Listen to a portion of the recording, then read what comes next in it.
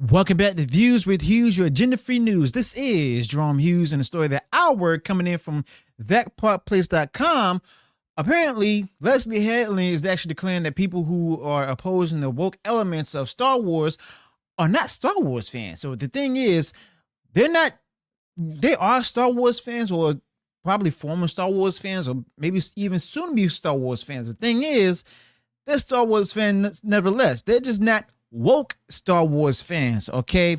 So we're gonna go ahead and get right into this story, okay? And I'm gonna also basically sum it up for you and get some parts from the story and also provide you an analysis from what's being discussed, okay? So basically, they're doubling down on woke elements as they announced it from the whole Star Wars celebration last year, announcing Daisy Ridley returning, and then they also announced the Acolyte and all of that. And the fact of the matter is, it's already it's dead on arrival, basically. Okay. Now, for months now, people have been expecting the Acolyte to actually stir up a lot of strong opinions and everything in the Star Wars community.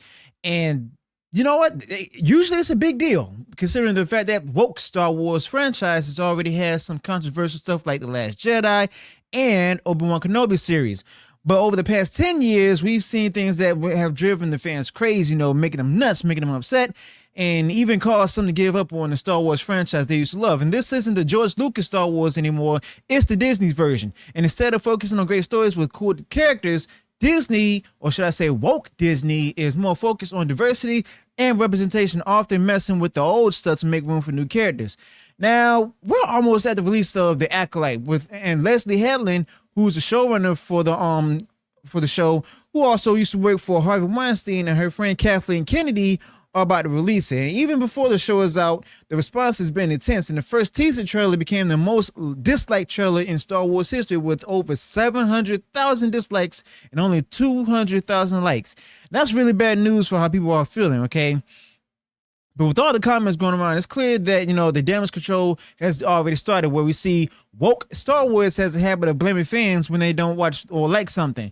Oh, you're just bigots, homophobes, racists, and so on. Now this talk is even getting more people having to see the show. Now, Kathleen Kennedy blamed the backlash on the male-dominated fan base, saying that they just don't like women. I mean, that's nothing new from Kathleen Kennedy, but that's just why Rian Johnson got so much hate. It wasn't because of all those men-hating women creators. It was because they didn't like the product, okay? Fans simply didn't like the product from The Last Jedi.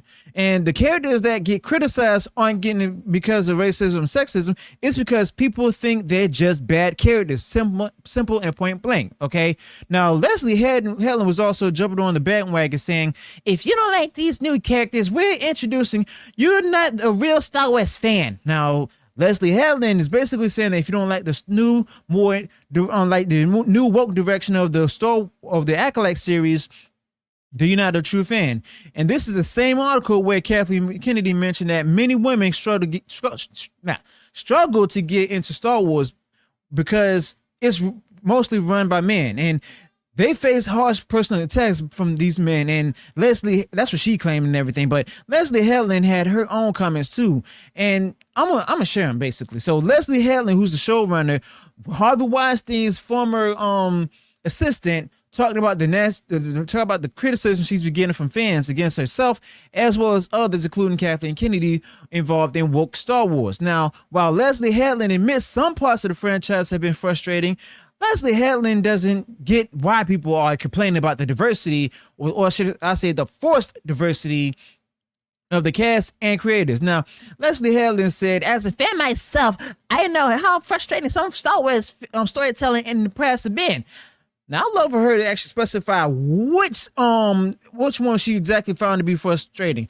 Was it the Disney Star Wars movies, or maybe the prequels, or perhaps even the George Lucas originals? It would be nice to hear something more specific than just a vague statement, like when she said, when she was asked about it, her favorite Star Wars movie, and she couldn't pick one. She's saying, I love all the Star Wars.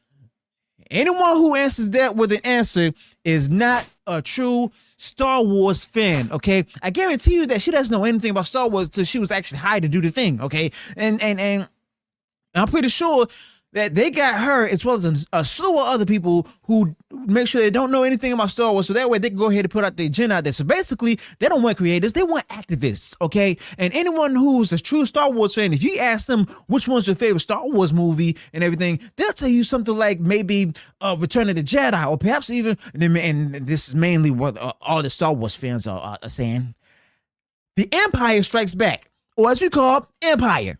Okay, so basically, this is frustrating a lot of people in the community and everything. This is also one of the reasons why they actually left the Star Wars community, okay? They left the Star Wars fandom. Then there's some who are still sticking around and everything. But the fact of the matter is, Leslye Hedland is not a true Star Wars fan, okay? She's an activist, okay? Former assistant of a well-known rapist, if you will, all right?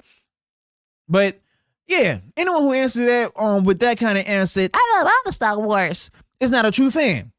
Now, Leslye Hedland also said, I understand where Star Wars fans are coming from, and I sympathize with them, but I want to make it very clear. If you're engaging in hateful, racist, and bigoted behavior, I don't consider you a true fan. If this was 20 years ago, people would easily agree and say, of course, we don't want that kind of behavior in our fandom. But today, things are a lot more complicated, okay? Now, why are things different now? Because if you don't like the character and that character happens to be black, people will call you racist, okay? If you have problems with a certain genders being pushed into the characters, you label a bigot, homophobe, or even a racist. And this is the message that's being spread, okay? Now, we saw this with the backlash against Moses Ingram, the actress from Kenobi series, when Lucasfilm and Disney's Shields accused the fans of criticizing her. Star Wars, Ewan McGregor, and others came out and condemned any criticism, saying that it was just because she's black. They basically told the fans, if you criticize her, you're terrible, and we don't want you as fans. Now, Star Wars, Ewan McGregor, and others doing this because they expect a lot of negative reactions to the show, and they probably know that the show might not be good. So Star Wars and Lucasfilm are preparing to blame the fans in advance. I'm talking about the Acolyte, as a show that's where people are preparing for it to not be good. Okay, now, when they hired Leslye Hedland, Harvey Weinstein's former personal assistant, who openly said that she wanted the show to reflect her queer identity, it became clear where Leslye Hedland's priorities were. Okay, now Leslye Hedland also announced that the Acolyte is including a lesbian leader of a cult of witches, casting a transgender person, and having a lesbian wife play a main character.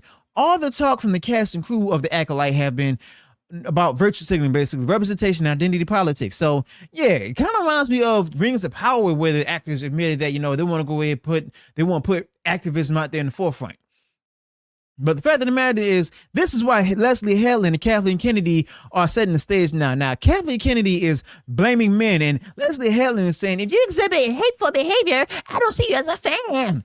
Because Leslye Hedland and Kathleen Kennedy know this show isn't made for a traditional Star Wars fan, the OG Star Wars fans, the George Lucas fans, It's actually made for activists, all right? And that Leslye Hedland even admitted in the New York Times interview that she hired someone who knew nothing about Star Wars just because they were a female and a person of color. There's the sexism, racism right there. But the fact of the matter is, it's clear that Leslye Hedland and Kathleen Kennedy are expecting the show to fail. And Leslye Hedland and Kathleen Kennedy are already blaming the fans before it's even released, okay? Leslye Hedland and Kathleen Kennedy know that the focus on activism and identity politics might not sit well with the traditional fan base. So Leslye Hedland and Kathleen Kennedy are actually throwing the fans under the bus, and it's actually quite showing and telling because of the simple fact that we've seen this in previous works. And here's one thing I want to go ahead and mention too. Fans don't insult the actors who's playing these characters, okay? They're simply insulting the writers and the showrunners out there for putting it all out there. Because they're the reason why they're the ones that's showing their intention of doing this. They're showing their intentions of doing this, why they're doing this and everything. They're not creative. They're good with politics and activism and everything, but not entertaining the people, okay? And they're not only blaming them, but also blaming the company that's putting the stuff out there, releasing it as well. And they need to stop this foolishness. Otherwise, the fans that they're losing or have lost are not going to return at all. And it's not only that, it's not only that, but majority of the Star Wars fans are either out there are straight, and also, some, and only a few of them, are homosexuals. But those who are straight, majority of them, they're seeing that this rendition of Star Wars or woke Star Wars is not for them. Okay. And then when they see that, they no longer watch. Most of them no longer watch and stuff. And some of them just don't approve of what ideology that they're actually adding out there and putting out there at the same time. And it's affecting the entertainment value as well. Okay. But not only that, if you also go tell the fans that they're not true fans, you go ahead and make fun of them, insult them and everything, call them every instant phobe in the book, then guess what? You're showing them that you don't want them to be a part of the fan base and stuff, and you don't want them to watch. But you forget, these straight people and stuff, as well as those who don't want this kind of stuff out there, they're your core audience. They're your core consumers. They're your core fans, okay? They're usually selling what Star Wars is buying, but not under Kathleen Kennedy, Bob Iger at Disney. But nah, when that happens, when that happens, that's when the show or the ratings of the show tank and everything. The box office numbers do bad, and what happens after that? You go ahead and blame the fans and stuff for simply not liking it, as well as the fact that you've insulted them. Instead of taking actual accountability, maybe you should go ahead and just not insult them. Don't be upset with them because of the fact that you're the one who told them that you don't want them to watch the shows or the movies and stuff, and then you go ahead and insult them.